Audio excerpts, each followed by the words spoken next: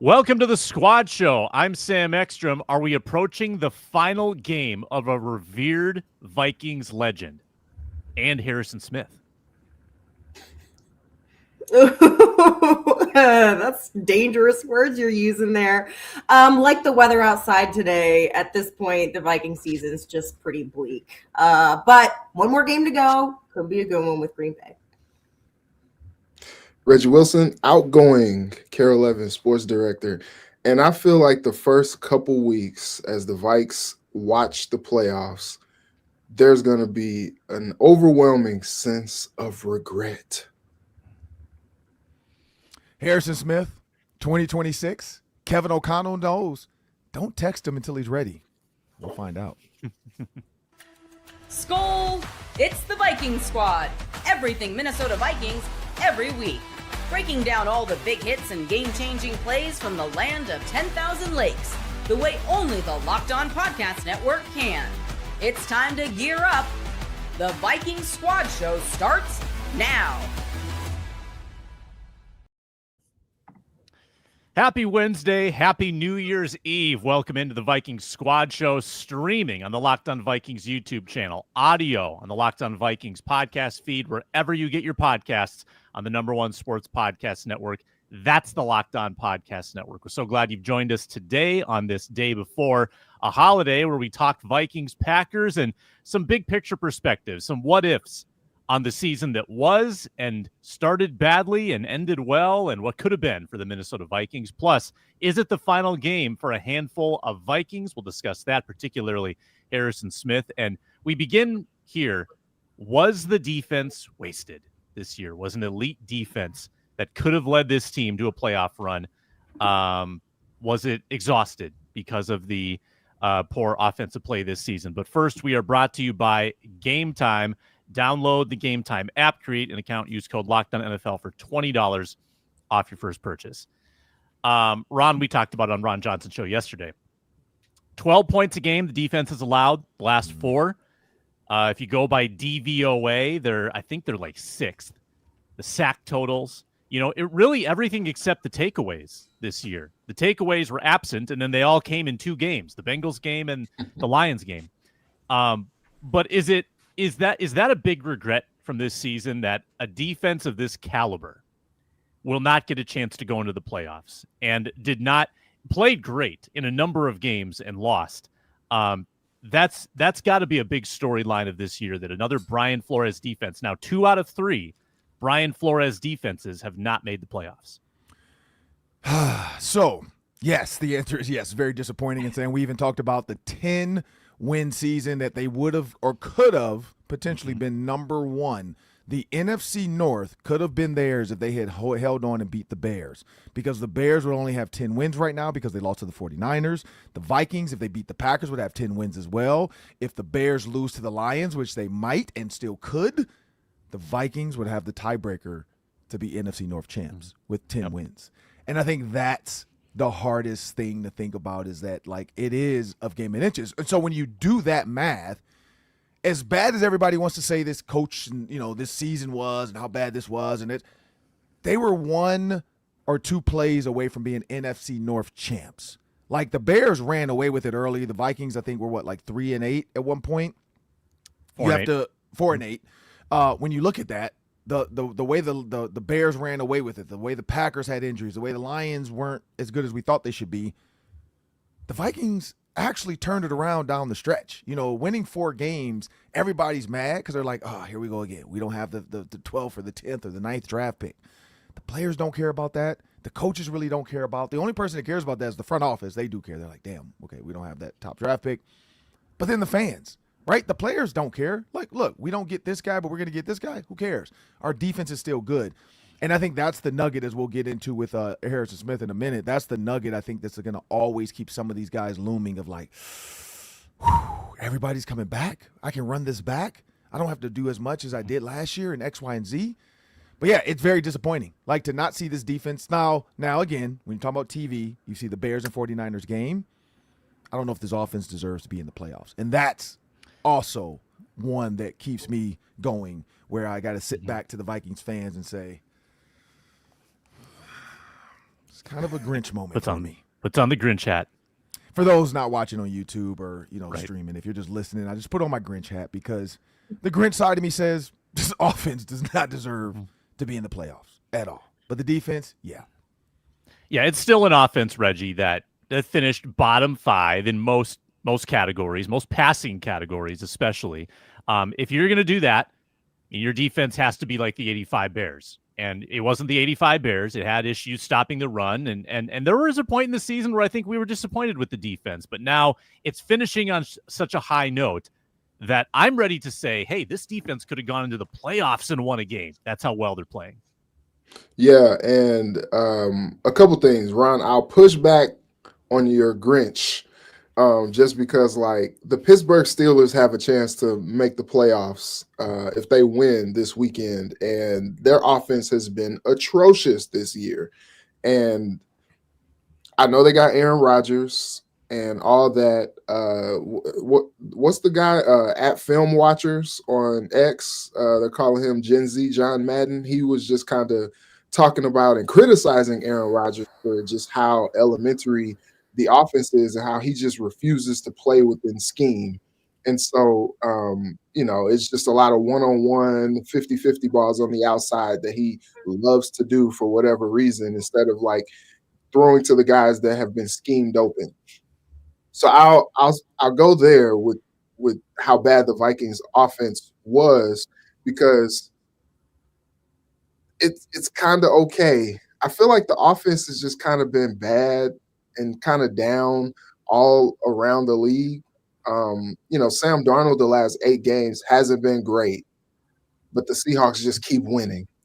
And that's just kind of indicative of where the league is right now. I watch a lot of the highlights that I missed on Monday and Tuesday after these game days, and I'm seeing a lot of like 19-13, 17-10, like these low-scoring games all across the league. And I'm just like, ugh, like there's only like a handful of quarterbacks who are going to or have thrown for 4,000 yards. And so that used to just be like the standard. You used to have like at least 10 guys throwing for 4K like a decade ago. Like it just doesn't look good. I think a lot of people, talking about how Philly Rib just came in off the couch, chubby man. I think I was calling him Philly cheesesteak. Like he's just coming out on the field, just throwing meat pies and dissecting Robert Saleh's defense. Like, and people are like, wow, he's just coming off the couch and he's able to, just read defenses and make the offense look good. All this pure progression talk, and he's just coming in and doing his thing. So I think the offense in general is just down, but also it's just indicative of like, these defensive schemes are just confusing a lot of these quarterbacks and unless you got one of those guys like, McVay, Ben Johnson, Shanahan, even Andy Reid has looked like he's kind of been behind it a little bit, trying to get the offense to move forward. Like it's just kind of indicative of like where the league is, I feel like, from an offensive standpoint. And so I think the Vikings could have gotten in. I think the part about how bad the defense looked, I mean, I still remember, and Julia remembers this, we were talking about them getting chopped up by Kamani Vidal. And I'm just like, who is that dude? Like, and he ran all over the Vikings, and they looked so bad against the Chargers. And that defense just provided little to no resistance in that game and for a few games this season. But Harrison Smith talked about after the game on Christmas how they were still trying to figure each other out and figure the scheme out and how they all fit together for a good portion of the season. And it all kind of started to click in that back half of the season. And that's where we kind of saw them playing so much better as a unit and so much more like the unit that Flo would be proud of, Flo would claim as his own defense, other than the guys who were just getting chopped up earlier in the season. And so it's a shame. And I'll pay off the tease that I had in the open. it's a shame because I feel like there were a handful of games. I'm thinking of the Eagles game, the Ravens game, the Bears game at home. Those games were for the taking, and they couldn't get it done. And now they're going to watch these teams in the playoffs and probably regret that they couldn't find it earlier, that Kevin O'Connell couldn't make that decision that, hey, we're just going to push this stuff with the mechanics to the offseason and just let McCarthy go play ball. Maybe once Julia goes, Ron could circle back around. Was it a matter of finally just letting McCarthy go play ball, or was that just his development as the season went on? He finally just allowed things to just click a little bit more because he played like a different quarterback. I thought it was rock bottom when they went to Green Bay. That was probably the worst that we would see JJ McCarthy play. And I'm like, oh man, how does he turn it around? And he did. And so it's like, man, if they employed the mindset of let's just go out there and play ball and try not to turn the football over, just go out there and make plays. Like if they did that earlier, do they win a couple more games, and now are they in playoff contention? Because they're going to be watching the playoffs like, dang, man, like we should be in the tournament. We should be in the dance. Yeah. I mean, the reality is, Julia, like we want to believe that things that will be true now will be true always, but that's just not the case. Like the defense is so good right now. Mm-hmm. We just don't know what's going to happen next year. Next year is not a guarantee. Just like we assumed that because things were so good last year with the offense, that's going to continue, right? Like things aligned last year. The offense was humming. The defense was humming. We thought that would stay the case. Well, major regression for the offense, and we didn't expect it. And that could easily be true next year for the defense. We don't know what the future holds. That's why when you have it in your hand now, a top 10 defense, you want to take advantage of it. Yeah, but and to go off of your point there, football is completely the opposite of a linear game. So there's no comparison even week to week. You can't say, well, because the Vikings beat the Bears at this point and then the Bears beat this person means that the Vikings should beat this person. It's just there's no way to compare things that's like between 7 days or 4 days between a game or, however long you have. And so that's kind of where you come into even year to year, it's completely different. I mean, this is my 4th season covering the Vikings. Every single year it's been a completely different team. Same core, but there's so many moving parts to the game itself that there's no way to, especially when you're playing at this level, to compare and also keep things consistent. I think that there's teams obviously that are consistently good, year to year. There's like your handful of teams, right? But even the Chiefs, I mean, look at the Chiefs this year. It's totally different than it was last year.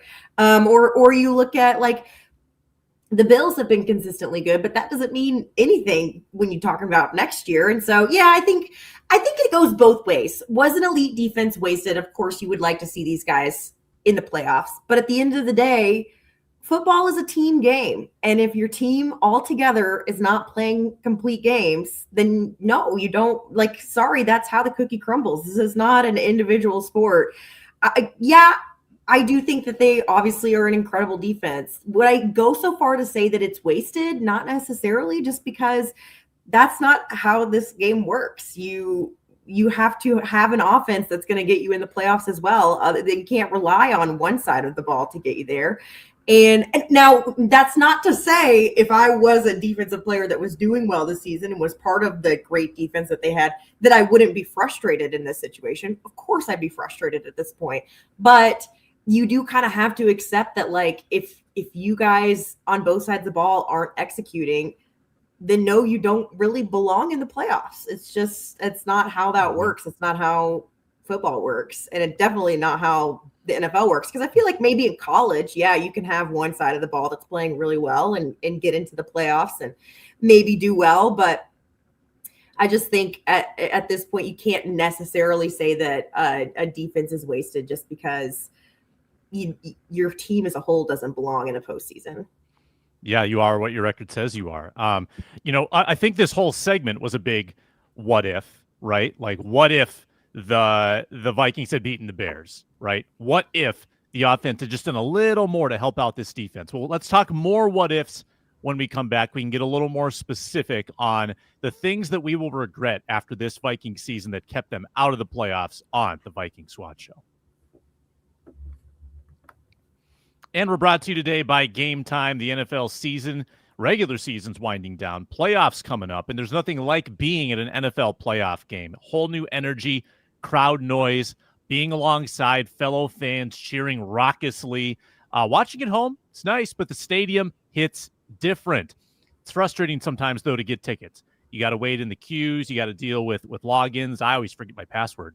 The price changes like minute to minute. Well, the Game Time app gives the advantage back to you. It's the hack for unlocking amazing NFL playoff tickets in just a few taps. Pull it up, check out the upcoming games, find great options instantly. They make it super intuitive. It's easy to browse. It's not overwhelming at all. The display is really simple. It shows you the best deals kind of up front. The zone deals stand out, so you pick the section. Game Time picks the seats. You save even more. Seeing NFL tickets available for like $100, that makes your game day experience pretty good. Take the guesswork out of buying NFL tickets with Game Time. Download the Game Time app, create an account. Use code LOCKEDONNFL. That's LOCKEDON NFL for $20 off your first purchase. Terms apply. Again, one more time. Create an account. Redeem code LOCKEDONNFL for $20 off. Download the Game Time app today and get back to being there live. All right, rolling on with the Vikings Squad Show. Check out Luke Braun with his daily 30-minute edition of Locked On Vikings. Let me kick this segment off with this. My what if. What if J.J. McCarthy just hadn't tweaked up that ankle in the second game? What if he had had the first half of the season to endure the struggles, right? Keep in mind that he had to play some tough teams in that stretch where he was fighting it. He had to play the Packers. He had to play the Ravens. He had to play the Bears. These are good, these are playoff teams, potential playoff teams. What if he had gotten to work through all that against the Bengals with Browning, or the Browns in London, or the Steelers? Very winnable game. What if he had not had that time off? He'd been able to work through it early in the year. And remember, he started the year. He was 4-4, 500 quarterback.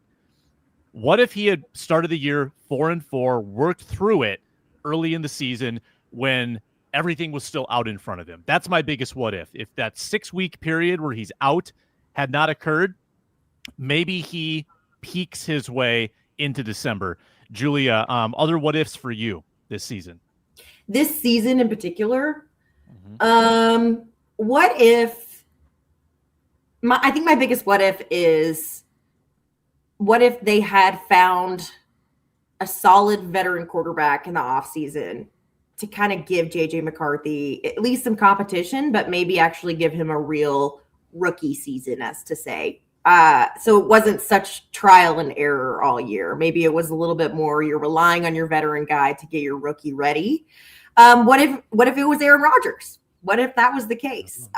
We'll never know, but I did, have some sources inside of the building that told me that they were pretty excited about hearing that Aaron Rodgers was talking with the Vikings, and guys were looking forward to his potentially coming to Minnesota. And so I think that's something, obviously, I think the biggest learning curve this whole year has been JJ McCarthy at quarterback. And maybe if he had a veteran in there to really learn from and also be able to get the real reps physically, because I think that that's so important, things would have looked different this year. And so that's my biggest what if. What if JJ McCarthy had a veteran to kind of hold his hand a little bit this year and give him the experience without giving him all of the pressure of handling the entire offense himself? I think things would have been a lot different. Ron, what ifs? What do you got? What if they would have just thrown Justin Jefferson the ball? Like I just truly wonder in some of those 50-50 situations, right? So one that comes to mind, and this is my guy Max Brosmer, and I don't want to get too deep into this pure progression read crap, but it's not crap too. I understand it, I get it. But when you talk about progression reads, When Max Brosmer comes to the line of scrimmage, he has a seam to the left, 4 vertical. It's basically a vertical concept. You got 2 guys up the seam. You got 1 guy supposed to hold the single side safety or middle safety, and then you got 2 outside comebacks or go routes based on coverage. If your guy drops, you run a comeback. If your guy's pressed, you run a go. And so it's a conversion route. We know Kevin O'Connell loves a good conversion route or a good choice route. If Max Brosmer had noticed right away Justin Jefferson's corner was pressed and Jalen Naylor's corner was off, he throws it to Justin Jefferson. But because he was reading just the safety and then he eliminated those options thinking, oh, it's a single high safety. And it wasn't a single high safety. It was a safety on the hash to the left. And it is I get it, because in my mind, you see one safety, it's single high. So you treat it like single high. And that's why split coverage is so hard. But he has to understand he was on the short side of the field. So my what ifs are plays like that. Because we all saw it all season where people on Twitter like, oh, Justin Jefferson was wide open. Why didn't anybody throw it? Or Justin Jefferson had, a step on the guy. I wish they had thrown it. That's the only thing I kind of wish. What if they had given Justin Jefferson these chances? Maybe the season goes a little differently too. Like maybe the Bears game, like the one, again, the pick 6 to J.J. McCarthy to start the season. If he just throws it to Jalen Naylor and doesn't try to read, again, single high split coverage, it's a touchdown to Naylor. So again, you look at all those situations of what ifs, it's why not just go to Justin Jefferson? Because in a lot of those situations, I think he eliminates the issues of I don't know who I should go to. So that's my only what if. And Ron, just quickly on that, how vital will it be to the game plan to get him the 53 yards this week? Is that going to, until that occurs, will it be force-feeding Jefferson until he gets to that mark? So I can't do a good Grinch smile. For those out there that can, this is the perfect moment for a Grinch smile. If I'm the Packers defensive coordinator right now, I'm Grinch smiling at Kevin O'Connell and Justin Jefferson because I'm triple covering you. I can't go anywhere in these playoffs too far. There's nothing really changing. Wait, do they have to win this game? They don't have to win, right? Doesn't matter at all. Yeah, they're 7th seed. So I'm gonna give them the Grinch smile. I'm triple covering you. You're not getting 53 yards on my watch. I don't care. I don't need the fans cheering. I don't want to see the signs on your billboards. I don't want to see your jumbotron saying Justin Jefferson, the youngest player to get 1,000 yards and did it. I don't care. Mike Evans, your record is safe because we're going to stop it. But it's truly vital. And honestly, you're not going to find too many deep balls. I think you're going to get 1 or 2 in this game. Like 1 or 2 of the Packers, unless somebody falls or unless one of these Packers defenders has a FanDuel prop that Justin Jefferson gets 53 yards, and they are going to say, hey, I'm going to run with you. Tell your quarterback, I'm not going to reach. You just make this catch, and then I'll tackle you for 53 yards. And we both get the pot. Because I don't know if it's, 1,000 to 1? I don't know what the odds are of him getting this 1,000 yards, but if a Packers player has the props, keep an eye on that.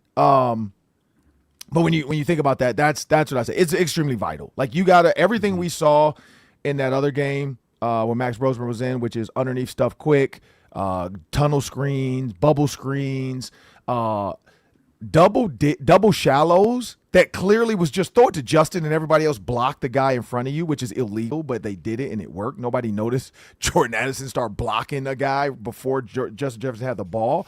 It was a called underneath shallow. Like Jordan Addison was not looking to rub Justin Jefferson's guy. He was blocking down the field.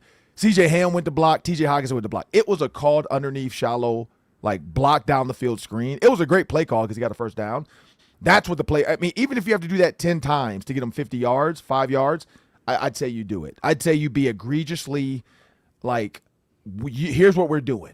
Like I would do it. I would do it. I would. There's no reason not to. You're not going to the playoffs. Beating the Packers means absolutely nothing. Like get Justin Jefferson 53 yards. And after watching the passing game last game against Detroit, oh my God, you don't know if you're going to get 53 yards as a team. Yeah, but don't go watch it again. Don't turn that on. Start off the new year on a better note than that. Reggie, what is your what if? Yeah, to Ron's point, wouldn't it be funny like if Brosmer comes out and hits Justin Jefferson on like a bubble screen and he breaks it for like 60 yards for a touchdown, and then it's just like, all right, you get a touchdown and you get your yards for 1,001 play. Like I can actually see it happening. I remember talking to Ron at the game on Christmas, and I was just like, why is Max afraid of throwing the ball? Like the guy that threw the 21-yard pass to Justin Jefferson on 3rd and 17. Where did he go? What happened there? Where was he at? Like it was Alex Smith from Max Brosmer pretty much on Christmas. I don't really understand. Fans were booing. It was not a good offensive showing whatsoever. If it is Max on Sunday, please do something more than that. Like, I understand you don't want to throw 4 interceptions again, but like, you gotta, no risk it, no biscuit, as Bruce Arians would say. But to answer the question about the biggest what ifs, what if the offensive line was healthy this season?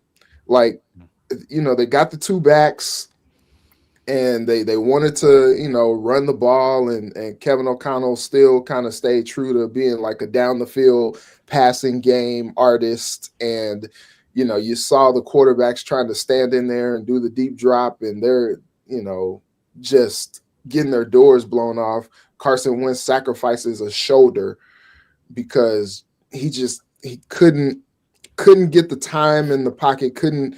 The pressure was ridiculous, and you have musical chairs on the offensive line pretty much every week. And then every week you're also playing this, song and dance game of, is Christian Darrisaw going to be a go or not this week? And that was a lot to navigate, especially from an offensive game plan standpoint. I didn't envy Kevin O'Connell at all, but I feel like if they had a better offensive line and they were healthier, maybe the game plan that Kevin O'Connell had for the first half of the season works out a little bit better. But I feel like, he probably could have and should have adjusted the game plan earlier than he did. And that's still going back to the first point I made. If he's able to, and your point, Sam, like, if the offensive line is healthier, maybe McCarthy doesn't suffer the injury and he's able to play more games than he played this year. And then maybe he hits the peak of his growing pains earlier, and then he's able to play better. Or maybe he gets to the point where Kevin O'Connell got to after that Green Bay Packers game, where he's just like, all right, we're going to throw the footwork out of the window. Like maybe the overseas trip doesn't go as great as he wanted it to, or something like that. And he's like, okay, let me throw that out of the window. Let's get this guy playing confident and playing, mistake-free football, and let him go out there and play. And maybe they do win some of those games that they end up losing. But to me, the offensive line has been an inconsistent unit for all the years KO has been here. And, the first year he got some great play from, Garrett Bradbury, and they were super healthy his first year here. And then the wheels just continued to fall off year after year. And they thought they had it figured out. You spend all this money on Will Fries, Ryan Kelly, you draft Donovan Jackson, and with the exception of Fries, who was coming off one of the most catastrophic injuries of everybody, outside of Christian Darrisaw, everybody else was dealing with injuries. It was plug and play at every other position. The Ryan Kelly concussion situation was just diabolical this season, and I don't know if he's going to continue playing football anymore. Like, right. If they have some consistency with health along the offensive line, maybe this season goes a little bit differently from an offensive standpoint. Yeah, like Daniel's question in the chat, why do we think we're going to be good next year? I feel like injury regression, occurred in a big way this year. I think there's a good reason to believe that you will be healthier next year, and turnover you would hope, regression. right? Turnover regression. Like the Viking, I guarantee you the Bears will drop off next year when they don't have 4,800 takeaways. Like, the takeaway thing fluctuates wildly. The Vikings were snake bit all year. They couldn't take the ball away. They turned it over a ton. That stuff balances out. That and injuries, they're kind of the biggest variables in an NFL season. I think that's your biggest case, is that those two big hinge points were so against the Vikings this year that they are almost bound to have a little better luck in that regard. When we come back, I'm going to rattle off some key Vikings that could be entering their final game. We'll discuss their futures on the other side on the Squad Show.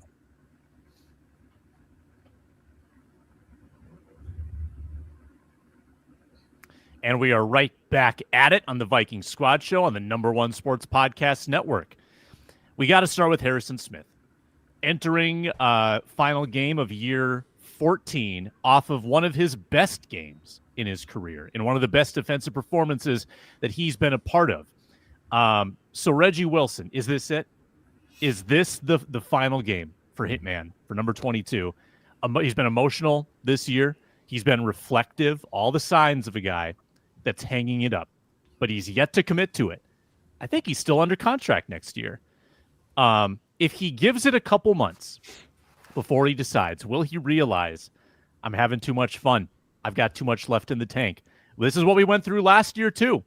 But do you think there's a chance that he could again decide to run it back? This is my 5th season covering Vikings football, and I feel like the last 3 specifically, it's like, oh, wow, this is it. This is it. And every year, Harrison comes right on back. And this year, you know, he talked about how the mysterious illness that he was dealing with kind of altered the first half of his season because he was just trying to play catch up. And every year, Kevin O'Connell, he gives it a little bit, and then he's like, picks up his phone. He's like, hey, Harry, what you doing? What you doing, buddy? How you feeling? You good? You good? You gonna come back? Can you please come back? Please come back. And, you know, the fact that they missed and they whiffed on Lewis Seen, they let Cam Bynum go, like they don't necessarily have an heir apparent. And so I think it just kind of works out for both parties that Harrison is just like, you know what? Yeah, I'll come back again. But I said that to say we've gotten emotional and introspective Harry for like the last 3 years, getting tears from him getting emotional. I think it's because he knows that he has more and more and more football behind him than in front of him. That being said, I can see him coming back. 37 years old, I can see him coming back. Like, especially like maybe not making a decision until like into training camp or something like that. So he doesn't have to go through that part. And he's just kind of doing his own workout. And then, you know, maybe around August, he's like, yeah, I'm coming back. I'll be back. Let's run it back. Let's do it again. And he comes back and he's Harry and does what he does. But I can see it. I can see it. I'm just never counting his career out until he actually says it out of his mouth. Even if we get like sources say Harrison Smith is going to hang it up, I'm not going to believe it until we see Harry on the screen himself saying, yep, this is it for me. Julia, what's your gut tell you on Harrison Smith? And even to Reggie's point, even if he said he was done, I would still be holding out that after training camp comes around, maybe like September 1st, he says, you know what? Now that we're through camp, now I kind of want to come back and play games. Like, I'm not even ruling that out with Harrison Smith. No, I completely agree with you guys. I think, and the Vikings would be like, okay, why not? I also think that this Detroit game didn't help anything in terms of convincing him to retire, right? So obviously he still got it. You never hear anything about him feeling like he's too old to do this. I can't recall a time him ever really complaining about his body or anything like that. I think the only thing that would even potentially convince him is maybe if like his family or something wanted him to not spend so much time playing football, but obviously we don't have any inklings of that either. And so I think if you still got it and you still enjoy it and you're still, as Joe Burrow says, having fun doing it, why not? If you're still under contract, why not stick around for another year? I think any circumstance in which Harry said, and honestly, if it was like his body doesn't feel like it's up to the standard or the workload that he's been under, I think the Vikings even then would be like, that's fine. You know, we'll keep you around to, you know, even if it was a lighter workload, but I just don't even see that happening. So I completely agree. I don't think it's going to be, I don't think we will know anything until he says it out of his mouth, because he got emotional obviously after that game. But I think it's just because this is his home. This is where he's been his whole career, and the way that people have shown up for and it's a funny joke on social media that people say, like, how do you know that your partner's loyal? And it's like, well, they're a Minnesota Vikings fan, so that's how you know how loyal they can be as a person. And so I think that really rings true. People stick around for the Vikings, and these people have stuck around for him since he was, basically a kid coming in here and coming to this organization. And he's been through the ups and the downs of it all, and he's seen the worst of it. And he's seen the best that they've had so far. And he's been able to be a part of that. And I think that he's just constantly felt the support. And I think that's where the emotions came from the other day. And just having a big win like that and having a game like he did, I think it was an emotional time for him. And I agree with Reggie in saying, like, he does know that most of his football is behind him at this point, and that does make you emotional. Your career is coming to an end, whether that's now or in a few years. But I completely agree that we're not going to know if Harrison Smith is retiring until he tells us that he's retiring. Yeah, Ron, what do you think he is weighing? What will go through his mind in those quiet moments in January? Is it, I've never won a Super Bowl, I want to give it a shot to win a Super Bowl? Is it building an even greater legacy? Is it the work that goes in to rehabilitating after a game, right? Like it's hard on the body. Like what do you think he's discussing with his wife? What do you think he's thinking about in his own mind? Well, we've heard it all from guys like Brett Favre, right? Couldn't get out of bed after certain games, blah, blah. That's when he knew it was time to hang it up. You heard from Jerome. We've talked about Jerome Bettis before. I've had him on iHeartMedia with me. And Jerome Bettis talked about why he retired early at the age of 30, 31. One, he won a Super Bowl, so he was able to walk off the field. And he's like, I want to do it my own way. Everybody has their own kind of way they want to end this game, right? Nobody knows what a guy wants to do when he's all said and done. When you think about Kevin O'Connell saying, I don't talk to Harrison Smith about football at all. We'll talk golf, we'll talk kids. Because every time I've talked to Kevin O'Connell, like outside of football, like just because for those that don't, well, I can't say some of the stuff, but, like his wife has talked to my wife about school systems and other stuff. Like we don't really just talk football. We talk family. We talk kids, where their kids might want to go to high school. My wife's at a school, and so they're asking her, what does she think about this school, her school, that, And when I asked Kevin O'Connell about that, he said it's similar. He's like, man, like we don't really, he said, man, we just talk. Like, hey, man, how's the kids doing? How's the wife doing? How's this doing? He said, because he doesn't want Harrison Smith to see his number pop up in his phone and be like, oh, man, he's about to ask me if I want to play again. Like, I don't want to talk to this guy. He wants to keep it friendly. Also, here's what he's weighing, right? So we had Robert Griffith on, Sam, and you remember this. When Robert Griffith talked about what is it going to take for me to play my 13th year? What is it going to take for me to play my 14th year? Back then, he said it was $1 million, right? Back then, $1 million. Harrison Smith, out the gate, $2 million. Plus $250,000 per game as if he stays healthy. I think that's one of the ones where we don't think this through, right? If Harrison Smith knows, I have a $250,000 bonus just to make it to the next game, I don't want to practice, right? That's why everybody's like, why is he out so much? Why does he practice? Why does he do this? Why didn't he do training camp? Because he wanted the $250 a game. So that's another thing to weigh down. $9 million, because he made it all the way through. $9 million is a lot of money to want to come back and say, wait, I just get to play on the back end. I get to blitz when I want to. I get to maybe, and here's my Santa hat for you people. So I was the Grinch. Now I'm Santa. I love it. Right? Here's a little gift for you guys.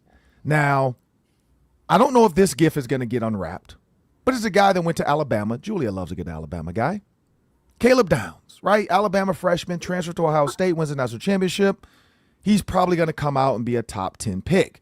But if he falls, maybe the Vikings scoop him up. But then you got another guy, Keontae Scott, 6 foot 195. Sounds familiar, right? Out of Miami, Florida, right? So that's why when I'm watching these games, because me and Sam just did a breakdown of who we think are going to win the college football games, I'm watching these safeties actually. Because I want to see them live and live in person. And here's another one that Julia might love. Bray Hubbard out of Alabama. 6'2", 213 pounds. Body type sounds familiar, right? So when you think about these guys that could replace Harrison Smith, there you go. And then, there's Zakee Wheatley out of Penn State, another 6'2", 202-pound guy, right? Body type that fits what Harrison Smith looks like and does. Big Ten, later pick. But remember, Benjamin St-Juste was a later pick for the Gophers. He's been just fine. Remember, Antoine Winfield was a second-round pick. He's the best safety in football. So it doesn't always have to be a first-round pick. You got to look at this group of guys, find that diamond, and then say, who did they play against? A.J. Halsey, LSU, 6 foot, 202 pounds. Maybe a little too heavy for what Brian Flores wants to do. I think Brian Flores wants to stay in that 200 to 215 range of a guy. He wants a guy that can, because that big 230-pound safety, I think he already has that in Josh Metellus. You got to find a Harrison Smith replacement to then say, Harrison, we just need you to stay for one more year to be able to mold this kid, make this kid you, teach this kid what you taught Cam Bynum, teach this kid how to be you. We'll pay you handsomely just to stick around and teach him, and then play in a couple games if you feel like it. But you're not going to have to practice, and I think that's what's going to weigh on him too. The body, yeah, but $9 million, Sam, $1 million of that can go into recovery. $1 million of that can go into recovery. So we know, like we've seen LeBron James $1 million recovery house, right? Harrison Smith can afford that if he has another $9 million season. Just saying. Also, Sam, for all the conspiracy theorists out there, he's going to be 37 years old. I'm 35. And I'm starting to see gray pop up everywhere. Harrison Smith is still so black. When I was in his face with the microphone in the locker, I was just like, dang, like his beard is so black. His hair is so black. I don't see a gray hair anywhere. Just for men. No. I didn't want to say it. I didn't want to say it. Hey, you know who else played safety at 37? He wore number 37. Dion. Prime. Dion. Oh, yeah. Prime time. That was my teammate in Baltimore. He came to us at the age of 36. He turned 37 that season, so he wore number 37, which I don't know why Chris McAllister didn't give up 21. Like, you give Dion 21. But, hey, that's a different story. But I wonder, too, if there's a Flores angle here. Like, it would be probably a lot harder to get Smith excited if it's a new scheme, if it's a new person. Like, if Flores is back, that probably makes it a lot easier for Smith to make that decision to opt back in and play at age 37. I want to get to a couple other guys before the segment's over. And there's another long-tenured Viking. The second longest tenured Viking is also a free agent. Nobody's brought it up once. C.J. Ham. C.J. Ham has been in the organization for a decade as well. Fullbacks, not in style in the league, but he's a captain, right? He's like a good quarter zip. He's a culture guy. He's a glue guy. So I just want quick gut answer, quick explanation. Reggie, C.J. Ham, back or not? Yes. I mean, Kevin O'Connell has talked about how integral he is to the offense, and he's lasted through multiple head coaches at this point. So, yeah, I think he is still very much valuable to this offense, still scoring touchdowns, a receiving threat as well. He's just an invaluable piece of that offense, and he's still doing it at a good enough level that he justifies his value to the team. Julia?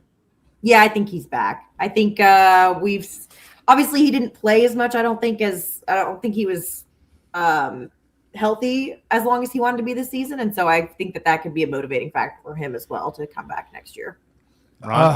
I don't know if it's his choice to come back. That's the problem I have. Like, I don't know if they're going to bring him back, because if you think about who they could potentially draft, what fullbacks they could probably – or not fullbacks. I think they're looking for more of a tight end, like Juszczyk type of guy, a guy that can motion, play, one by one off the tight end, a bigger – an H-back? Yeah, like more like an H-back guy. So if you look at, Ohio State, you look at Notre Dame – I don't know if Notre Dame's looking at football next year. If you look at Notre Dame, they might quit everything. They'd be like, man, we're sick of y'all.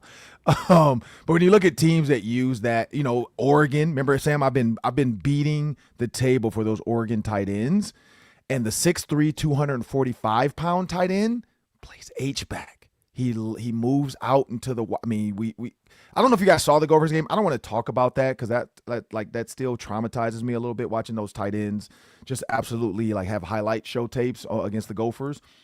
But that guy can get into the backfield and block. So I just wonder, do the Vikings feel like they need to keep C.J. Ham? Because special teams has even changed. You know what I mean? There's no more running down anymore. There's no more wedge busters. There's no it's so different. The only thing that still kind of rings true is the punt protection. in the punt, but other than that, like, how much is CJ Ham going to cost you, like, to resign? Is it worth it to resign? And then honestly, does another team maybe need a fullback? I don't know if it's his choice, because that's where I'm saying, if he had it to do his way, like almost $3 million, over $3 million for a fullback that plays 2%, 3% of the plays. That's where I feel like, I don't know. And the way his wife was posting after some of these games, it almost feels like this is the end. Like this Walter Payton deal, like nominating him to see if they can get him one on the way out the door. That's what it seems like it's leaning to. But I know he's still healthy. Like, he still can play because his body's not beat up. I'll give you the exact number. It's more than you would think. Now, he missed 7 games, so that was the biggest injury of his career. But he played a quarter of the snaps this year, which was the highest of the Kevin O'Connell era. He went from 14% to 19% to 23% to this year almost 28%, because I think they want to go big. I think they want to have tight ends, fullbacks, blockers to help. But how much of that was injury too, though, to Jordan Mason and Aaron Jones, that he had to come in? That's true. He did play more in that Giants game and the Lions game because of the running back injuries, so that probably plays a little bit of a factor. But he gave more in pass blocking situations. Oh yeah, 100%. Jordan He's way Mason. better in pass protection. He is 100% better in pass protection. He's still good. And I feel like with how they were running things with JJ McCarthy, him out of center a lot and them going super heavy, just maximizing the protection so JJ could just get the ball out of there. I feel like he's very valuable to how they want to do things moving forward. Last one quickly, young guy. Is this the next KJ Osborne? Jalen Naylor, will they let him walk? Will he be re-signed? Is this the end of Naylor? And let's start with Julia. She's muted. She's thinking. Muted. She's muted. She's muted. She's still muted. And now she's back. Sorry, guys. I didn't say anything of importance. I could see another team picking Jalen Naylor up. I think he is a wide receiver 2, at least, on another team. I think this receiving core as a whole this year did not play up to their standards. I know they didn't have the quarterback situation that would have been ideal for them, but still there were times when ball was put in all of their hands that should have been caught several different times, and it just did not happen. However, I think his resume, especially last year heading into this year, I think it makes him attractive to other teams, and I could see the Vikings giving him up. I could see another team paying him more than what the Vikings are going to offer him. So I could see him just quickly going somewhere else. I could see that. I would agree with Julia. I think this is a penny pinching off season. There's not a surplus. You're actually at a deficit. So that's a luxury you probably can't afford unless you really find a way to trim some cap, like Ryan Kelly retiring, right? Like maybe that saves you some money that you can reinvest. You'd have to restructure some deals. Ron, do you think he's back? I think he's back for the simple reason of, if he gets an offer from another team, I think the Vikings are going to match it. I also think him and his agent might take a KJ Osborne look at this. Like, leaving doesn't always mean it's going to work out long term. Whereas I think the Vikings probably are, like, they've proven to be a more loyal team, and this offense, and what Kevin O'Connell is going to do with you. I would say be careful, because KJ Osborne thought the same thing, left, and it didn't really work out at every stop. So that's where Jalen Naylor can kind of wait out the whole, like, they can't pay JJ and Addison. And if he waits it out a little bit, maybe just Addison ends up leaving for bigger money somewhere else as a number 1 receiver. Mm-hmm. Reggie? Yeah, I was on the fence with this one. By the way, I think I saw KJ Osborne on the sideline with the Falcons Monday night. I was like, oh, I didn't know. But yeah. I think he walks. I think he finds a good deal somewhere like the Chiefs or something like that, and he walks. The Chiefs need to find a quarterback next year. True.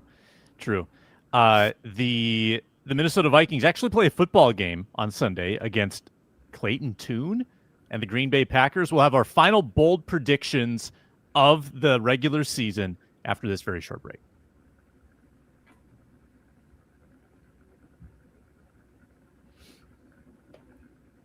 Vikings are 5.5-point favorites. That tells me that FanDuel thinks it's going to be Clayton Tune. There is still a chance that Jordan Love plays. Maybe they want to see him get some reps. Maybe maybe Malik Willis gets that shoulder right. He was unbelievable last Saturday.